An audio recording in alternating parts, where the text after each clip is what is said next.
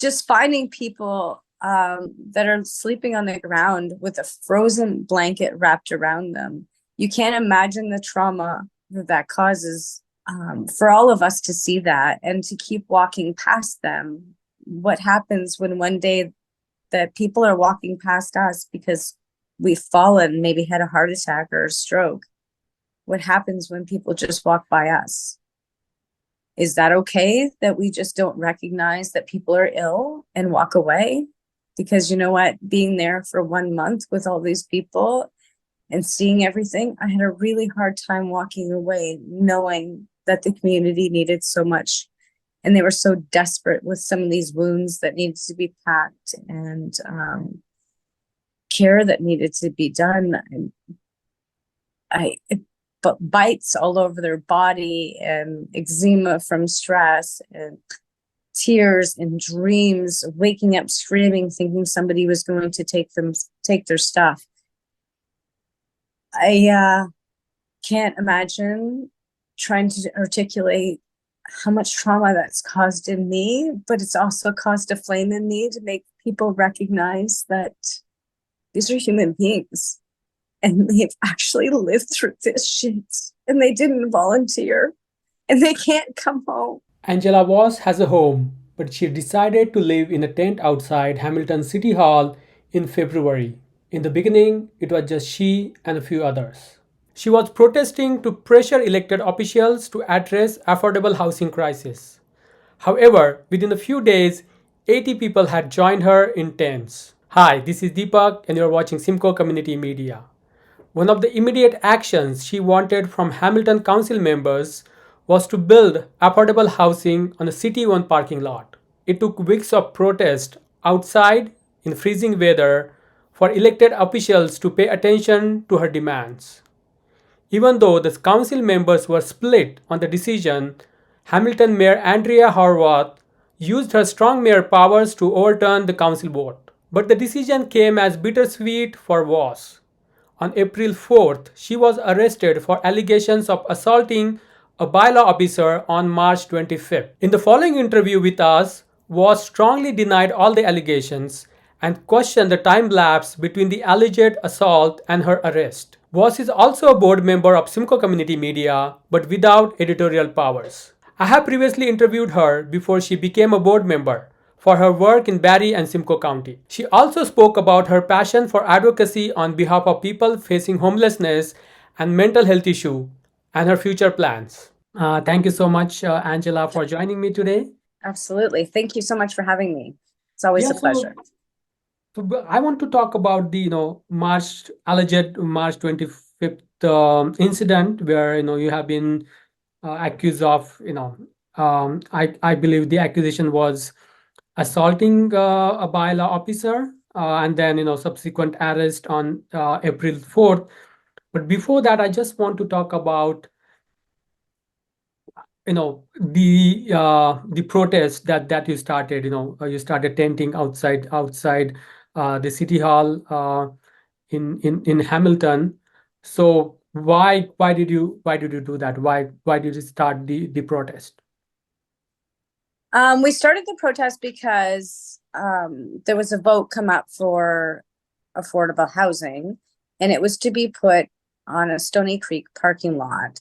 But the vote kept getting turned over as every project, and this one came up as a vote 8-for-8. Considering the fact that it was zoned residential, I think that the land should be used, considering the housing crisis. And the fact that one of the councillors in particular voted no after watching a baby be born at an encampment really kind of made me look at our society like, what are we coming to? And how are we watching this happen without trying to do something to prevent it or spark an action in our hearts to care? Just finding people that are sleeping on the ground with a frozen blanket wrapped around them. You can't imagine the trauma that causes for all of us to see that and to keep walking past them. What happens when one day that people are walking past us because we've fallen, maybe had a heart attack or a stroke? what happens when people just walk by us. Is that okay that we just don't recognize that people are ill and walk away? Because you know what, being there for 1 month with all these people and seeing everything, I had a really hard time walking away knowing that the community needed so much, and they were so desperate with some of these wounds that needed to be packed, and care that needed to be done. And but bites all over their body, and eczema from stress, and tears and dreams, waking up screaming, thinking somebody was going to take their stuff. I can't imagine trying to articulate how much trauma that's caused in me, but it's also caused a flame in me to make people recognize that these are human beings and they've actually lived through this shit, and they didn't volunteer, and they can't come home, and they can't take a break. And I've seen it for my own mental health, that it deteriorated and very quickly. And the more people that came, the less I could rest. And when I did need volunteers and stuff, I mean, people were as gracious as they could be, but it was a tough environment to be left in.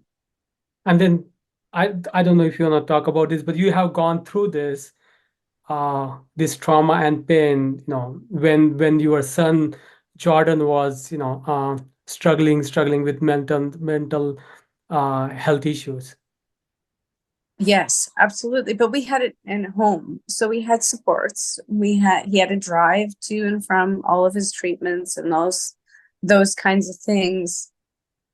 So to me, it's even more traumatizing to look at these people who are abandoned human beings. It's like, what do you want them to do? Be invisible when they're screaming in pain, or they've got a colostomy bag that they're desperately trying to find a bathroom that's somewhat private enough for them to change, or not making it, and then giving up on yourself and falling into a corner where somebody like me is going to come and find you. I can't explain to people the responding to overdoses, the dead sleeping, and I would hear the word help and throw on my shoes and be booking it across the neighborhood to help somebody. But those are the things that people really need to see, is the value of what was really actually going on, and arguments between people, and standing in the way and telling them that they had a bigger purpose and they were better than that, and that we could walk away and we could talk about it and de-escalate things. They're living like this and they don't have a choice. And I can't tell you the pain. There's no words to really explain how watching that is, and how not doing anything is just as bad as sitting back and watching it. Right? And I had to do something. I had to act on that, because that was me. That's who I am. I care for other people. I see people struggling and I want to try. Even if I don't have anything, I still have the desire to be there for people, because all of us can be better. I was a single mom at 17 years old. I raised my own child, both my boys. I worked 2, 3, sometimes 4 jobs. So I get what it's like. With the economy today, they cannot survive. Yeah, there's not only the housing crisis, there is, the job crisis. At least, having a respectable living wage, it's so difficult to make, respectable living wage. I think the numbers were, for example, in Barrie, if you want to own a house, you need to have the family income of 180,000 or something, and then average income here is 70 or 80,000. So even people having both of the, if you are a family, both of the partners are working, then also it's almost impossible to make that kind of money to buy a house or even rent a house. Exactly, and that's not good for any one of our futures, because when we look at even our job markets and the skilled trades, we're losing them every day to other provinces because it's cheaper for them to live and start and begin. And yeah, it's not really good. And I don't know, a lot of people would recognize, but we have a sustainable development goal to eliminate poverty. And it's a commitment to be our country, to be who we are as Canada. We have that goal to eliminate poverty by 2030. So I recognize that we are going to try really hard, and this is the time for these futuristic ideas to come up and to recognize the hard times that these futuristic ideas are going to have, because we all need to know what we're looking forward to. We're going to be criminalized. We're going to be punished. We are going to be the low end of the spectrum. People are going to look down at us until one day they don't, and they see it and they make that change and say, no, we seen that crazy lady and doing her thing at City Hall and putting together programs and making it work. And we can do this. We can all evolve from this stage that our government has put us in, and this chain that we're in with poverty and just paying bills and running to get a mortgage and trying to succeed and trying to show what we can be by putting ourselves in this box that's so tight we can't even breathe, right? So, and the long and the short of it is we have that commitment, and together we can actually make that work and make our healthcare the same as it always was: free, equitable, undivided, not stigmatized. We have to remove all those things that we've put in to our system by making us Canadian. And that's who we are. That's who we've always been. We are a multi-diversity, culturalized country that respects all of us, including mental health, including developmentally disabled, including queer, stigmatized, vulnerable. It doesn't matter who you are. If you are Canadian, you have equal rights to be just as treasured as anybody else. And just sleeping on the ground, I mean, I can't tell you that's terrible. But waking up with your nose literally frozen because it's so cold outside, and you're literally thawing your nose out to try to breathe because it's so cold. That one night dropped ridiculous, and we literally all huddled up together to keep each other warm in the food tent because it was just cheaper. It was just so much more convenient to stay together than trying to creep into our own tents and freeze alone. And I'm talking 25, 30 people in a food tent, cuddled underneath of tables with like mounds and mounds of blankets. And I mean, not a care in the world, but we were warm. Yeah, because everything is frozen. Like even you have tons of blanket, they are already cold, so they are not going to, keep you warm. Exactly. Until you all get warm together and that body heat warms up there's, yeah.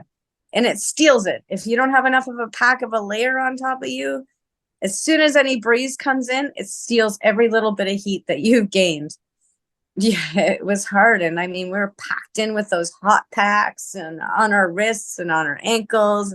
We had body ones the one night that it got really, really cold. And even that was, it was great for everybody that kind of snuggled in to use the body packs. But I mean, we didn't have enough of them. So it was kind of like sharing the warmth from one person that could give it, right? So when did you start protesting? When was this? How long was it? it was it was only supposed to be for a couple of days until the next vote came up, but And because when of was the this? cyber Like attack, what was the timing? Like do you have any like it month? the entire month of March March. was So when it we started in stayed. March. Yeah. Started at the end of February. The vote, I believe, was supposed to go, it's way back now, was supposed to go back through on the 28th, but it was pushed over because of the cyber attack and didn't go back through until March 27th. So we ended up staying the entire month. And so you started as on your own in the beginning, and then how many more people joined in as you know the days and weeks went along? Well, we actually started off with a team of 3 people. We had somebody working in the background, just doing like graphics and helping pump out the social media and stuff. And then we had the 2 of us on the ground, Kylie, which was an RN, and myself. So we started off with 2 tents. The first night we spent together in the first tent to stay warm because it was like brutally cold. And then on the next night, we added the communal tent, which was the kitchen tent. And then I believe, and we grew. Yeah, no, go ahead. And then we grew from that communal tent where everybody at nighttime was just cuddling up together on the floor in the kitchen, basically, with blankets wrapped around them to stay warm, or cuddled in a corner somewhere with a tarp over them. It was actually one of the most devastating memories of it all, but the fact that we were able to get them all tents and continue to provide them with the community support was inspiring, and that's what we continue to do. And I believe grew. in the first few nights there was a blizzard, really bad, temperature was really low for a few nights. Yes, the first night was really cold. The second night wasn't so bad. Our friends from Barrie had come up and visited with us and spent the Sunday with us. That night wasn't so bad, but 2 days later, the temperatures dropped. The winds got so bad that they destroyed my tent, and many of the other tents that were there. So we had started back again, basically from nothing, and with the sponsors of the community to rebuild or repurchase me a tent, and as well as the other people that had lost a tent, and get new ones for the new arrivals. That happened actually a few times. There was such bad weather. My tent was destroyed a few times. I went through 4 tents, I believe, the time that I was there, because they're just not durable enough to withstand winter and the cold and the frigid wind. And so as you know, as you were protesting and tenting outside, how has the cities and the police response changed over time? Well, the city still just didn't want to listen or to email me back, but after 3 full weeks, I finally got an interview with Andrea Horwath, and I told her about the revolutionary changes that we were making and that we needed support, because it was healthy for the community. And she just denied that, and the criminalization started happening. That day I met her, I got 2 tickets on my car and a continuous ticket every day after, but nothing previous. And so that's the mayor you're talking about, right? Yeah, and then the trespass notices starting to come again after we had moved from the bottom level to the top to be a little bit more inclusive for other events and things that were going on at City Hall. But yeah, she just didn't want to hear any of that. She just didn't want to see it, is what she made very clear to me. And she didn't want it to grow. And I tried to explain to her, when you give people structure and unity and something to look forward to as a community, then people are going to come. It's just, you build it and they will come because they have that security. And and knowing that people are bringing them coffee and breakfast and lunch and whatever I called out for, like even so much as a wig for somebody, it was there within 12 hours. People were provided for. So, and how was the reaction of the Hamilton residents? What kind of response interaction you had with housed member of the community? There was a few of them that weren't very nice, but in general, the community came together in a way that was unbelievable, actually. And they listened to everything we had to say about respecting people where they were at and giving them the safety and encouraging the volunteers and the community members to come right in and talk to people and sit at the table and see what we were doing and be a part of it. I think really made them feel safe and secure that they were part of what was going on to make that change in the community.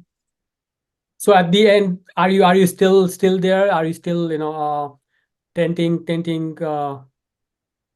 No, I am not there anymore. Once the mayor used her strong mayor powers to veto the vote, I decided that I wasn't going to go back, although I've really been tugging at myself in that commitment, because it's very hard to watch that no one has a place to go and viable solutions that'll be safer than what they already had. But I did make a commitment that I would shut that down. And I have honored that at this point. I'm just trying to work in behind the people that are still at City Hall to try to find solutions for them going forward. Yeah, so let's just a little bit about the whole vote. So it was about a parking lot that could be converted into affordable housing project, and so the vote was tied. I believe it was 9-9 tied. 8-8, yes. 8-8. Yes, there's 6 councillors. Yes.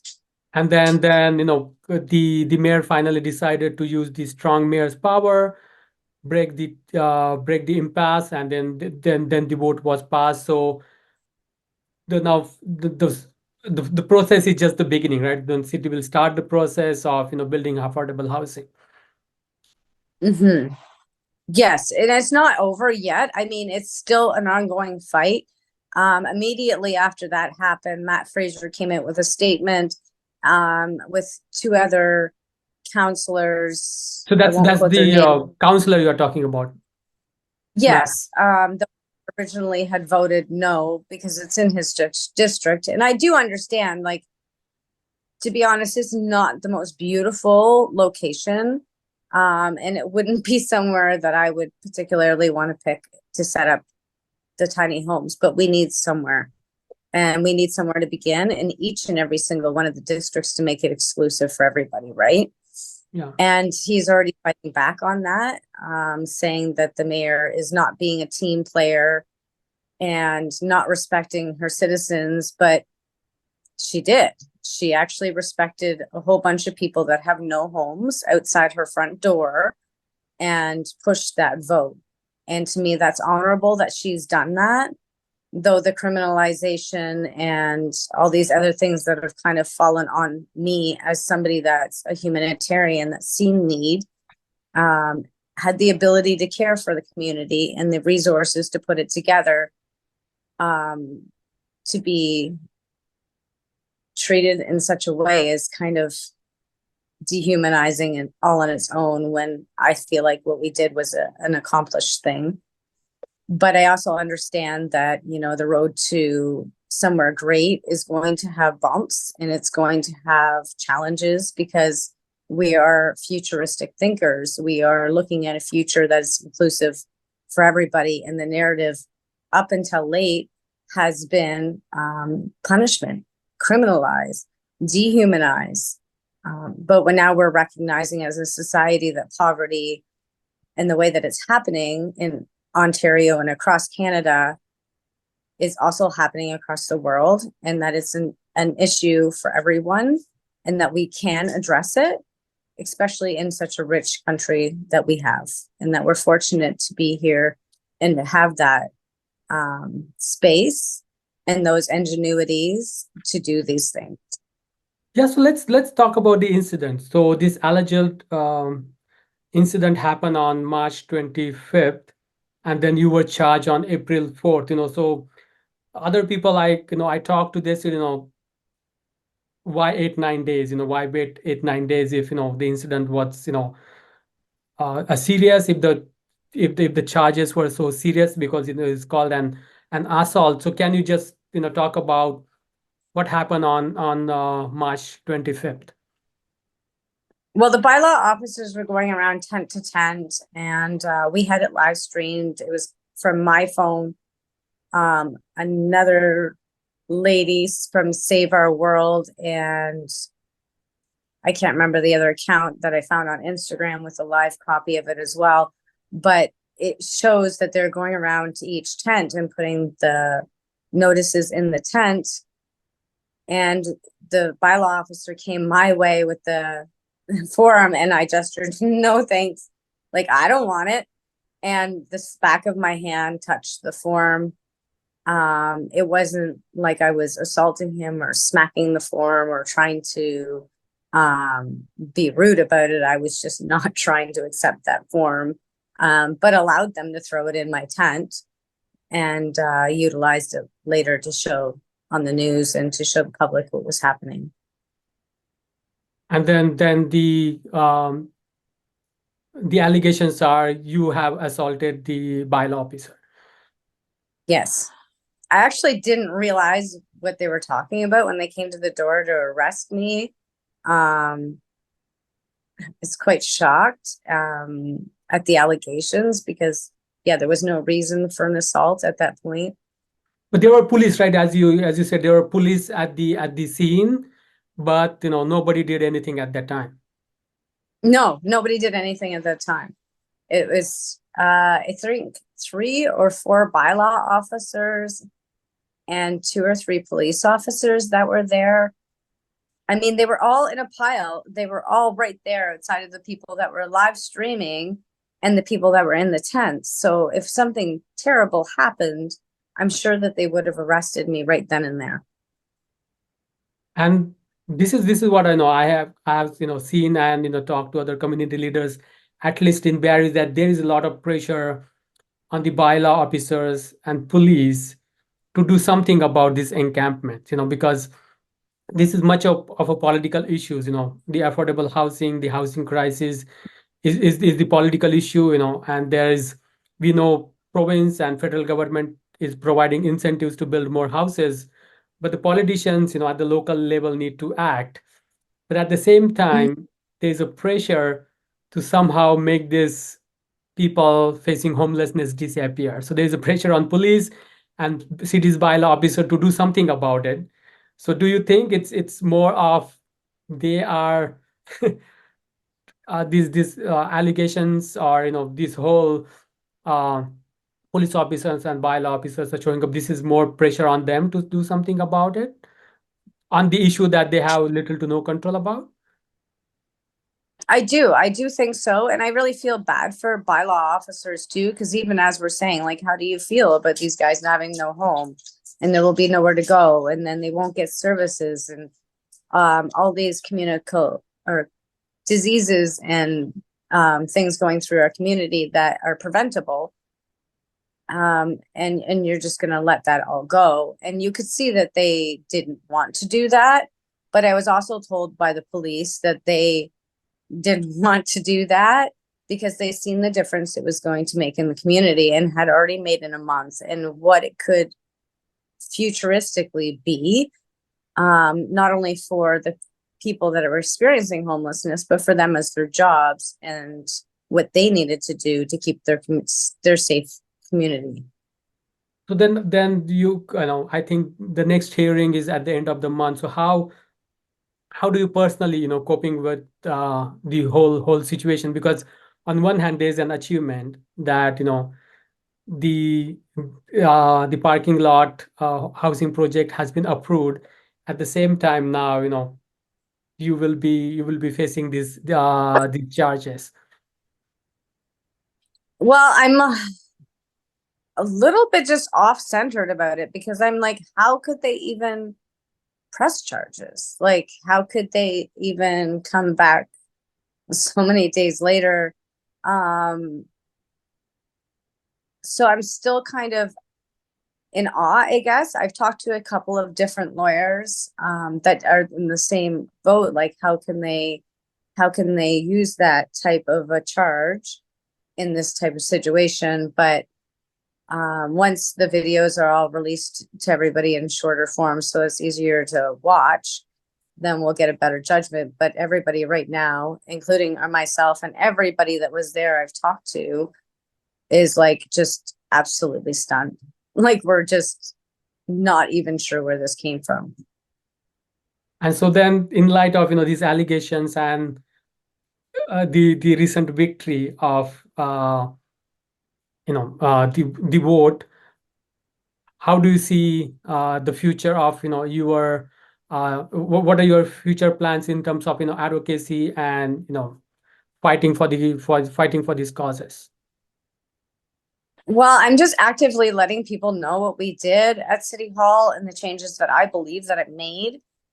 We also have an event outside of the courthouse on May 2nd to adhere to the fact that I've done nothing wrong and should not be charged for it. Although, I mean, it will not be held that day. It'll be remanded because our court systems are not that fast, and I'm just going to get disclosure that day. And then we have the March to End Homelessness, which will be on the 25th. Now, I was a little daring on this one. I did actually apply for a permit because, yeah, it is a march and it does have to require city space. If there's more than 20 of us marching together, it causes a lot of havoc for other people, right? And we just want people to know that that's where we're going to be. And I think that's the respectful way to go about that as a movement, right? But for now, that's the best I'm at until we can kind of figure out these charges, what my next level is. I can find what supports that I can find to possibly even try it again in a different community, but try it with a community support and with the mayor and everybody involved to make that futuristic initiative. I was hoping that we could do that here in Hamilton and make that wave, because Hamilton has done this futuristic thinking many times in our history. And I was hoping as the first city that we could start that here, but it might not happen. And so what are other initiatives, if at all you have planned, or other initiatives that you think the city should take in order, because a lot of cities are getting millions of dollars from the federal and provincial government, this chia project, and then build home faster from the Ontario government, so they are getting millions of dollars. So how do you expect them to spend this big amounts? Well, I really think that they should be wise about who they're investing in. But I think that they should be setting up these short-term solutions for right now while they're building, and show that structure of what we need them to have when we give them all these new buildings, new homes, and the services and will already be in place and they will already be recognized. And that will help the society kind of evolve into that next level of affordable housing, and recognizing the value of affordable housing is not just our homeless population, but it's now our children and our university students, our college kids. They are coming out of school and they can afford to live anywhere but at home. And to be productive members of society, they have to take jobs within those jurisdictions or move away. And that's what's happening to an entire generation. Like, my son has moved away. All of my other son's friends are all moving away to try to have a life, to try to build home and be able to purchase things. And so do you have any appeal, any messages specifically, the councillors or MPPs who actively oppose, building of any, affordable housing in their wards or in their district? I just want them to know that there is a futuristic way to look at the problem that we have today and to build forward. So I want the councillors, MPs, housing ministers, Canadian Mental Health Association, Registered Nurses Association, Slogan. I want them all to work together, and I want them to recognize that what I built at City Hall can happen in every community.